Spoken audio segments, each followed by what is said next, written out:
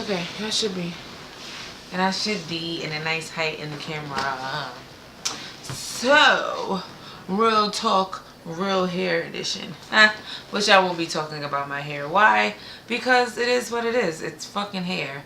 Get over it. It's curly, it's straight, it's long, it's short, it's dark, it's light.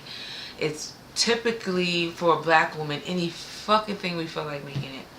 And I use this curse word enthusiastically because it is imperative that the decisions that we make around our hair are our own.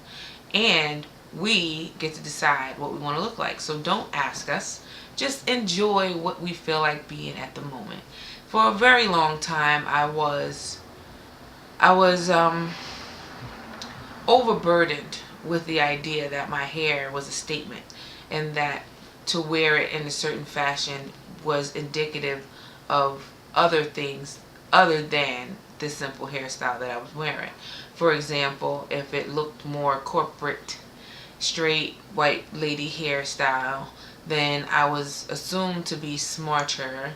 I was assumed to be more well put together. I was assumed to have more money. I was assumed to be more well off. In the same vein, while that style transitioned, because who you are can never be covered completely. So as you wear this hair that's not yours, your hair will emerge in certain places, reminding you of who you are, and you fight that. So there's discomfort in your appearance. You feel like you're not good looking because your hair is not done. Then there was the natural hair, the style hair, the person who styled your hair. All of these things felt like a mirror of my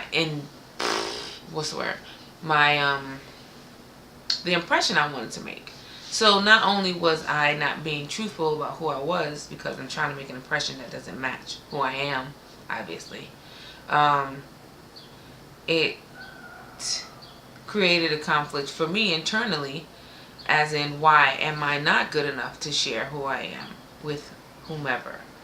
And that was always an internal conflict, because no one outside of me really made any reference to it caring to them how I wore my hair, whether it was a weave or if it was not my hair, if I wore it blown out straight, as long as it looked good and I felt good in it.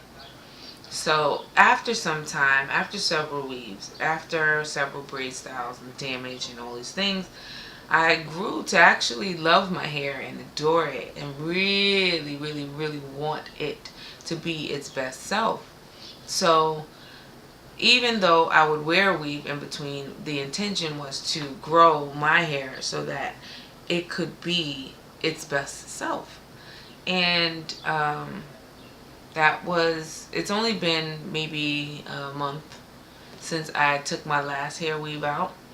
And then I cut it so that all the dead ends were gone, and then I'd have shape, and then you can see the curl pattern and everything when I cut my ends. And this is my hair, and I absolutely adore it. Now, I'll tell you another thing, though, is that maintenance of this natural hair, even though it may not be related to my perceptions of me outside of me, maintenance is really a lot of work. And in the summer, it's so easy because you can just pretty much put water on it, some product, and go. In the winter is a different situation. So do not be surprised if by winter I am in a weave again, or some braids, or some other style that prevents me from having to manage my hair on a regular basis, because I personally don't have the time. I am a freelance, full-time entrepreneur who's a photographer, videographer, producer.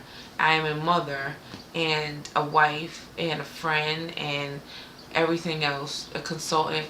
So my time is not available for styling of hair. It has to just be done. And it's, to me, it's cool. Like, however people receive you, they'll receive you. And as long as you love you, you'll be fine. So let that be the real talk lesson for the day. Love you regardless of your hairstyle. and everything you ever want will be available to you, because it won't be about your hair, and nothing could keep it. The decisions you make about your hair will also change, because you'll realize, hey, I don't need to look like a half groomed dog because I'm out here with my hair fuzzy in one part and straight in another part. I can be curly everywhere, you know. And if weaves are really your thing, then spend your money wisely and invest in hair that is quality and won't look like a shabby dog. Because a shabby dog is pretty much what I see while these chicks is running around here with these hair weaves, not really taking care of them or the hair that they have. So bottom line, take care of your hair. It's really not a hard thing to do. I don't even know what care looks like anymore, because I feel like I care for my hair, but when I look at it sometimes from other places, it doesn't look the same. So I'm gonna say that let a professional do it.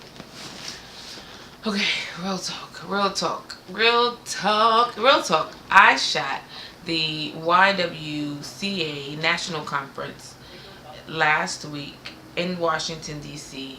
at the Capitol Hilton Hotel in Capital City, District of Columbia.